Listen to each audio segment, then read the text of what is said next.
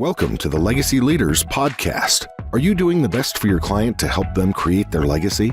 Are you creating a plan that goes far beyond finances to help people ensure that it becomes the driving force behind all decisions?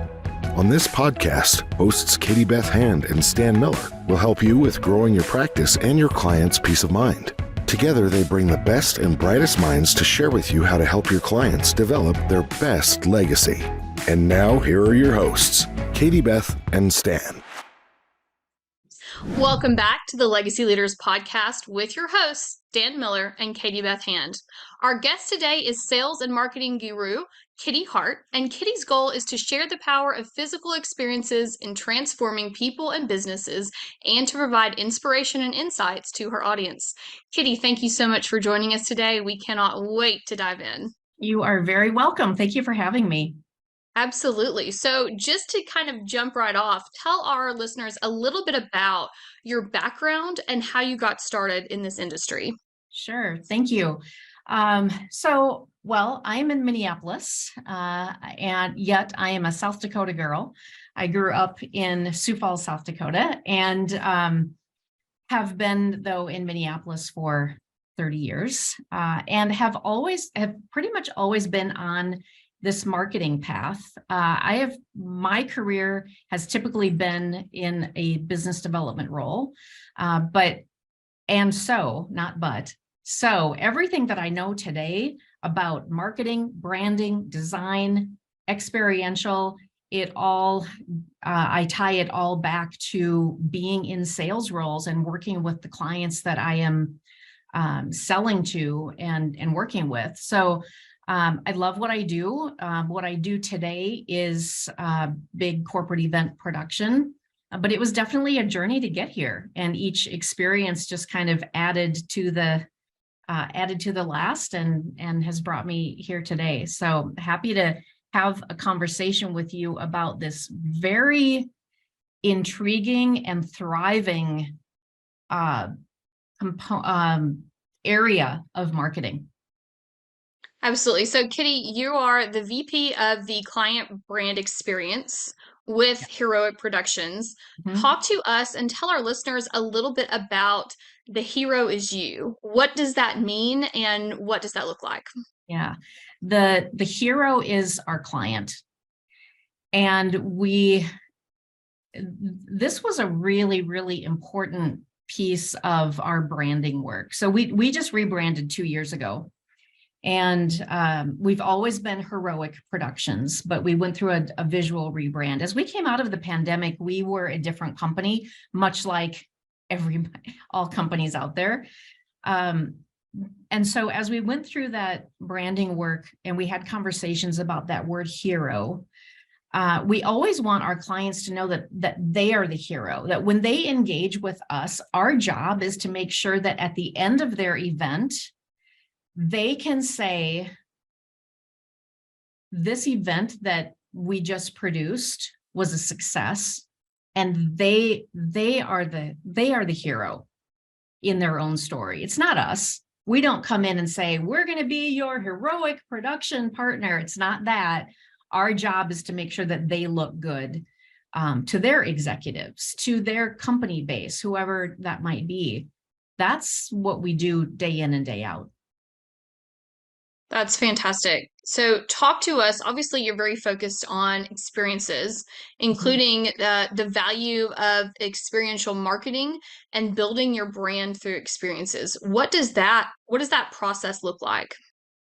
It's a really, really creative process, first of all, which is fun. And I think it's important for companies to, no matter how conservative your business is, you still have great opportunities to infuse creativity into who you are, how you talk about yourself, how you put your company and your services out there. So it starts with understanding your audience, certainly. That's marketing 101. But then thinking about new and different and maybe surprising ways to reach them. Experiential has been around for a really long time. This isn't a new form of marketing. It actually goes back to the 1800s. It just has taken some different forms over the evolution of the years. So, but it's ever changing, and one of the things that I think is the most challenging for marketers today is that it becomes more and more challenging to surprise and delight people, just in general, right? We've seen it all. We've experienced it all, and people always expect to be what's new, what's next.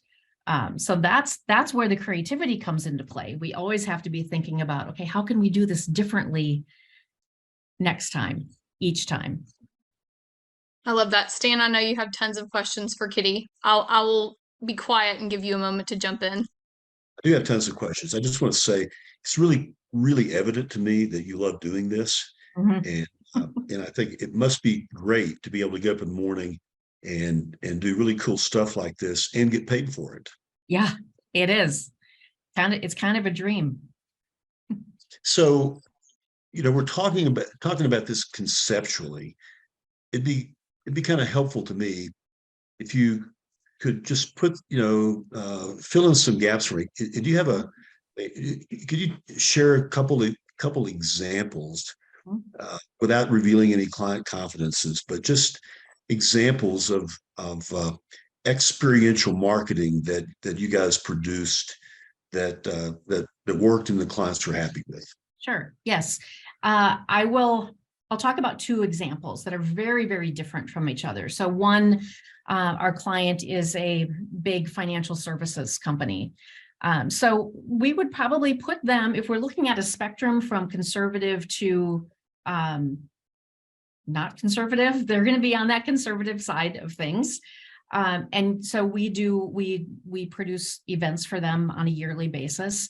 And so the events that we do for them typically would take place in a convention center or a big hotel venue, where they're going to have programming over 3 days, maybe, where they're really focused on, we're either launching a new product, or it's a sales kickoff for the year, or we're recognizing employees who are excelling at a specific level.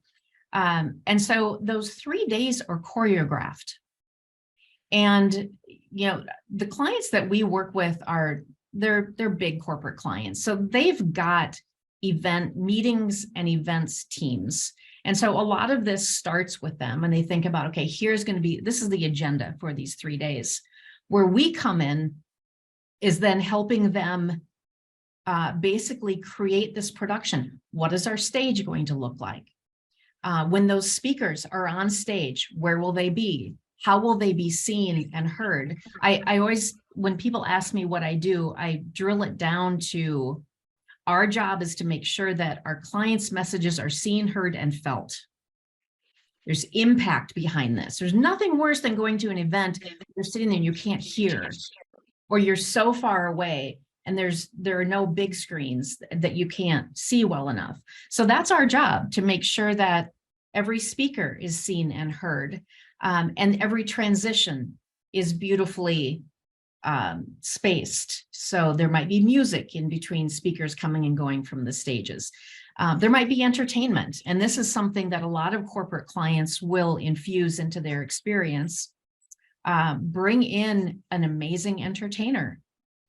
We had one of our corporate, this was a wealth advisory company. They brought in Boys to Men was the surprise entertainment. And, so that's a situation where, like, what? We're now going to get this private concert from, a caliber of group like Boys to Men. Yes, those speakers and entertainers, that's one way that you can really infuse something different. But so for this corporate client, it was 3 days of perfectly timed and choreographed content that keeps the audience members wanting to come back and sit down and take in the next session. On the flip side of that, we worked for a major beauty brand, and they took the approach of, in doing demonstrations with their product, they did a full-on fashion show with runway models.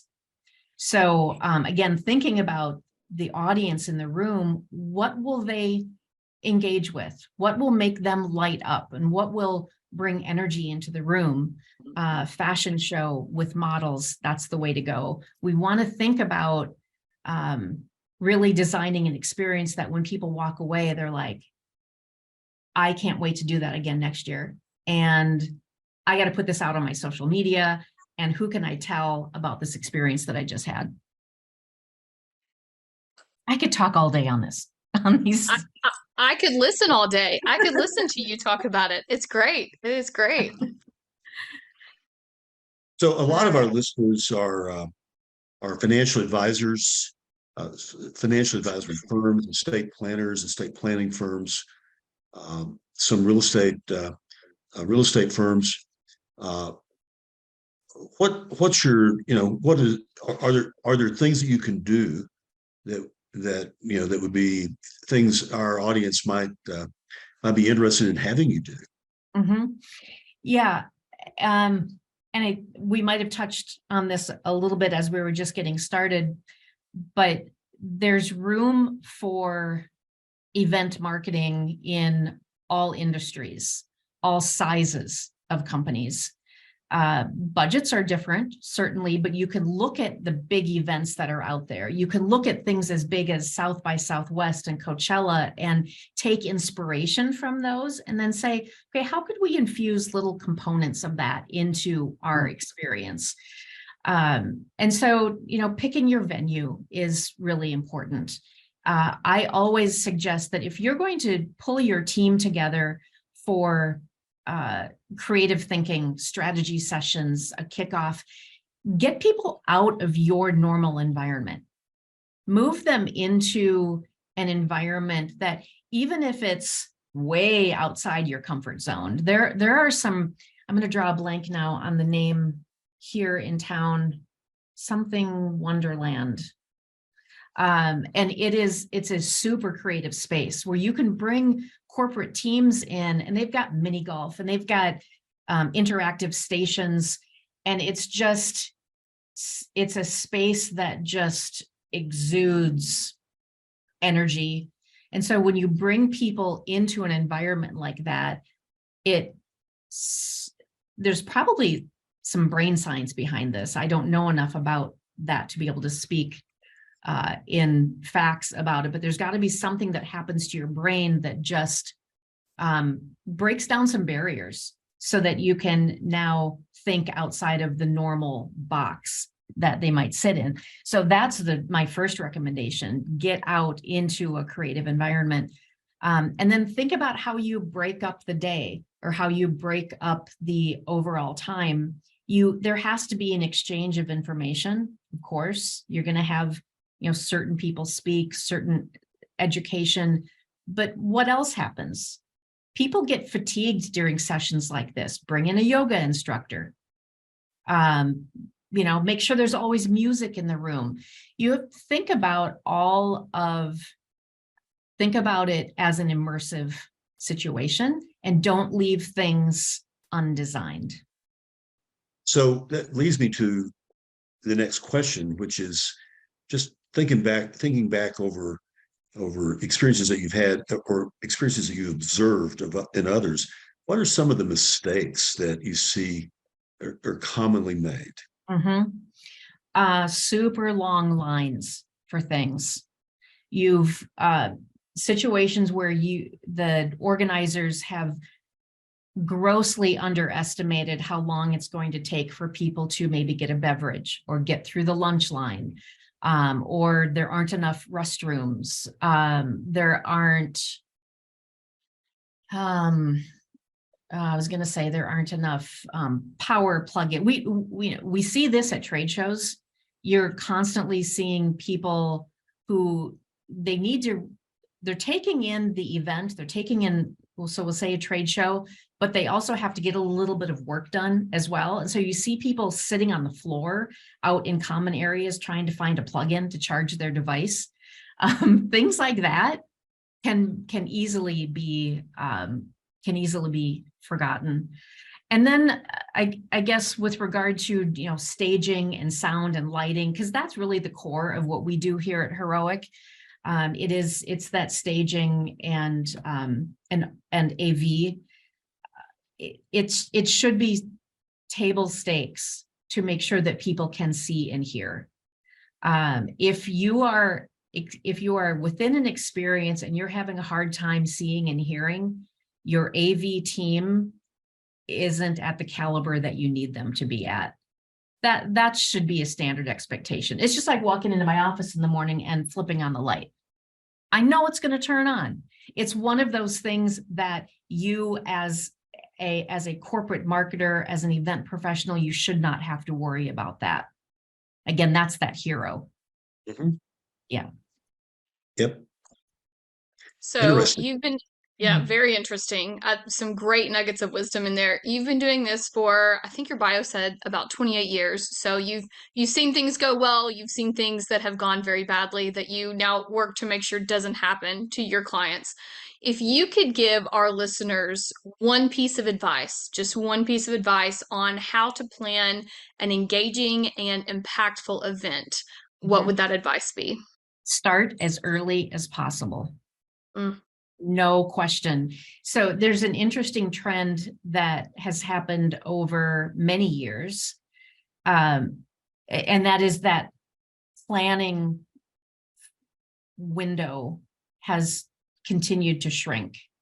There are big events, between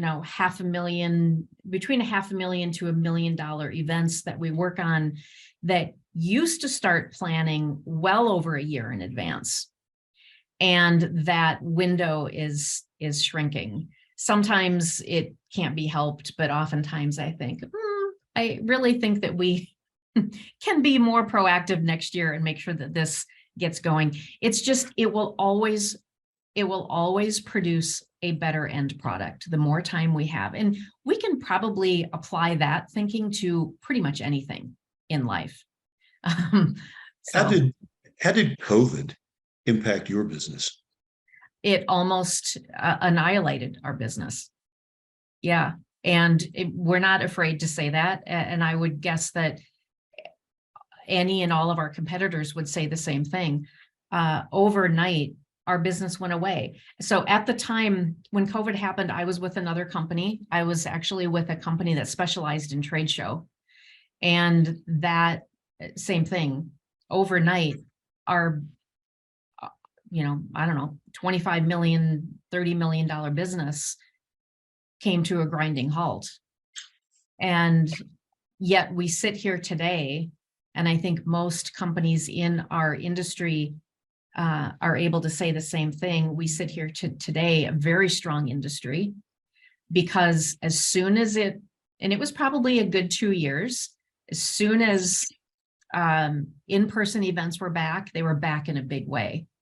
We're finding that, so during that transition, when it was lockdown and we could not be together, we still had clients who needed to do something. So our pivot was to virtual. We converted a good portion of our warehouse facility here into a virtual studio. And we were very busy through COVID. In a safe way, we were able to have clients come in and they were able to do an event that we just streamed virtually.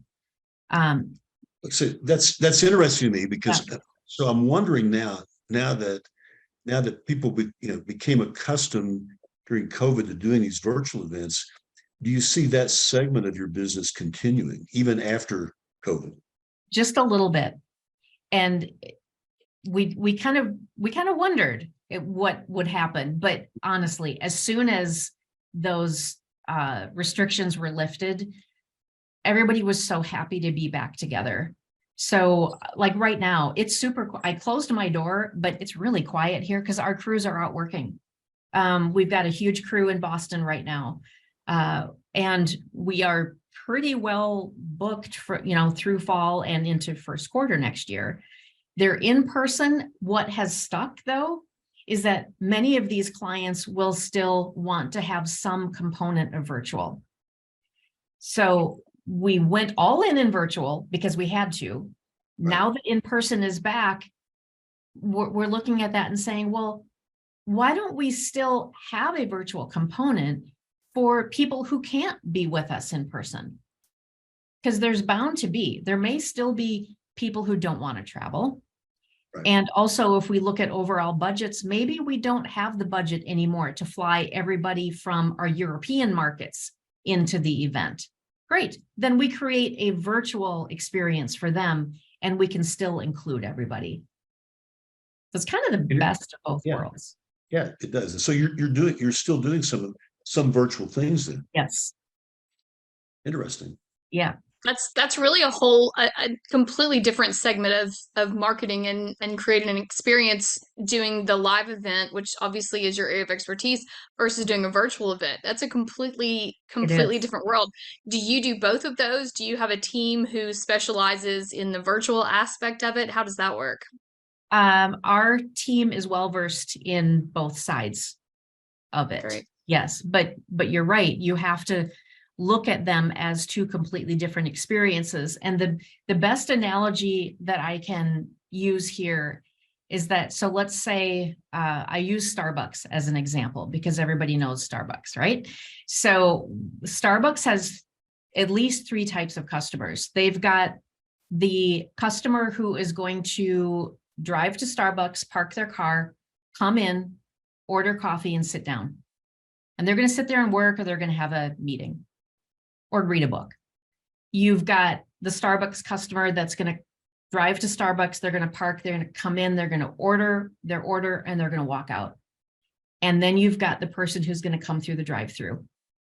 Those three different types of customers all need an experience that's designed specifically for them because they want different things. So that's the same with the in-person attendee and the virtual attendee. You know, it can be hard to keep people engaged in this format right here. Real easy for us to sit and do this. Oh yeah, I'm paying attention, but you're reading email, you're on Amazon, you know what? So there's a lot that has to go into what is that interface going to look like? And what will keep me right here tuned into the content rather than seeing what's going on over there. Absolutely. I must confess, I am the worst at getting distracted when I'm in virtual meetings and virtual lectures and virtual webinars. I fully admit that I'm the person who finds herself sending one quick email and checking my Amazon card and all of the things. So you're right. It really is. It's kind of a whole different world to make sure that you're actively engaging those people versus the natural engagement you get when you're in a live setting. So very fascinating, very, very interesting. And what a nosedive into that world you had to do when COVID hit. Nosedive is a very good word. But we never hit the bottom. That's the key. That's what matters. That's what matters. Yes. Yes. And we love, you know, kind of Stan and I actually had a conference last week, and we love that the world has kind of opened back up. I love a good virtual conference or webinar, but there's something about those in-person experiences because it's so immersive that I think are just so incredibly powerful. So we're very thankful that you guys are back open and doing the things that you're doing and creating those experiences for all of us out there. So thank you for that. Thank you. Is there anything that we didn't talk about that you would like our listeners to know about? You know, I think I guess what I would leave this conversation with is just thinking around the topic of marketing in general.